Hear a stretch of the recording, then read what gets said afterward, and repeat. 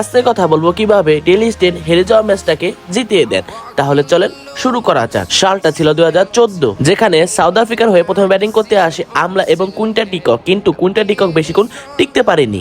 এরপরে south Africa হাল দেওয়ার চেষ্টা করে ফ্যাফ ডু প্লেসি, কিন্তু সেও মাত্র 13 রান করে আউট হয়ে যায়। এবং এরপরে সাউথ আফ্রিকা হাল দেওয়ার চেষ্টা করে এবি ডিভিলিয়ার্স, কিন্তু এবি ডিভিলিয়ার্স মাত্র 5 রান করে আউট হয়ে যায়। এরপরে জেপে ডুমিনি ঝড়ো ব্যাটিং এর ফলে সাউথ আফ্রিকা কিছুটা চাপমুক্ত হয়, কিন্তু অপর প্রান্তে থাকা হাসি আমলা 41 রান করে আউট হয়ে যায়। এবং অপর প্রান্তে থাকা জেপে ডুমিনি মাত্র 31 বলে তার 50টা তুলে নেয়, কিন্তু ডেভিড মিলার মাত্র 6 রান করে আউট হয়ে যায়। এবং লাস্টের দিকে জেপি ডুমিনি অসাধারণ ঝড়ো ব্যাটিং এর ফলে সাউথ আফ্রিকা 20 ওভার শেষে 170টা রান করতে পারে। এবং নিউজিল্যান্ডের হয়ে প্রথমে ব্যাটিং করতে আসে কেন উইলিয়ামসন এবং গাপটিল, এবং তারা প্রথম দিকে এসে অনেক আক্রমণাত্মক ব্যাটিং শুরু করে এবং মাত্র 7 ওভার শেষে তারা 57টা রান আদায় করে নেয়। কিন্তু এরপরে মাত্র 22 রান করে আউট হয়ে যায় গাপটিল। এমনকি সেদিন বেন্টিন ম্যাককালামও বেশিক্ষণ টিকতে পারেনি, মাত্র 4 রান করে সেও আউট হয়ে যায়। কিন্তু অপর প্রান্তে থাকা উইলিয়ামসন মাত্র 29 বলে তার 50টা তুলে নেয়। এবং এরপরে রস টেলরের আক্রমণাত্মক ব্যাটিং এর ফলে নিউজিল্যান্ড কিছুটা চাপমুক্ত হয়, কিন্তু অপর প্রান্তে থাকা উইলিয়ামসন 51 রান করে আউট হয়ে যায়। এরপর মুন্ডো মাত্র 7 রান করে আউট হয়ে যায় এবং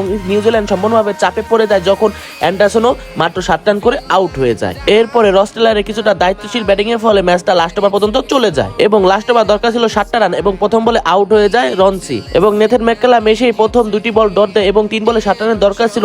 এবং চতুর্থ নাম্বার বলে নেথন ম্যাককালাম একটি বাউন্ডারি মারে এবং 2 বলে 3 রানের দরকার ছিল। এবং এরপরে বলে নেথন ম্যাককালাম ক্যাচ আউট হয়ে যায় এবং লাস্ট বলে 3 রানের দরকার ছিল এবং ডেন স্টেন এই বলটাও ডট দেয় এবং সে প্রমাণ করে দিল যে কেন সে সেরাদের মধ্যে একজন।